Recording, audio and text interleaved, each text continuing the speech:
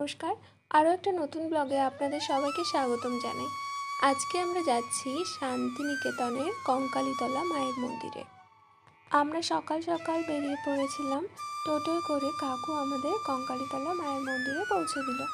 তারপর সেখান থেকে আমরা ডালা কিনে নিয়ে মন্দিরে পুজো দিতে চলে গেলাম।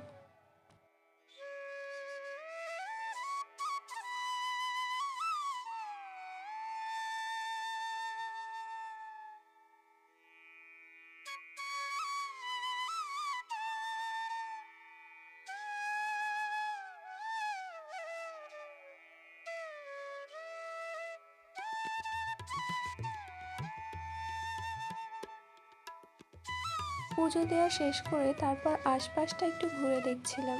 এখানে শান্তিনিকেতনের সোনাঝুরি হাটের মতন অত বড় করে না হলেও ছোট্টখাট্ট একটা হাট কিন্তু বসে আছে, যেখান থেকে চাইলেই তোমরা তোমাদের পছন্দের জিনিস কিনে নিতে পারো। তারপর পাশেই ছিল একটা শিব ঠাকুরের মন্দির, সেখানে আমরা গিয়েছিলাম। আর এই জায়গার পাশ দিয়েই বয়ে গেছে কোপাই নদী।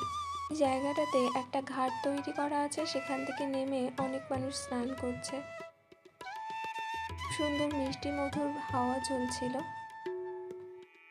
এখানকার প্রত্যেকটা মুহূর্ত খুবই সুন্দর ছিল, খুব ভালোভাবে উপভোগ করার মতো।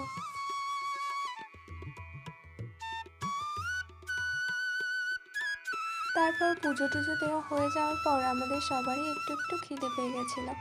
আর এখানে আমরা নিয়ে নিয়েছিলাম মুড়ি, ঘুগনি আর চপ। এরপর আরও অনেক জায়গা ঘুরতে হবে, তবে সেগুলো অন্য ভিডিওতে শেয়ার করি।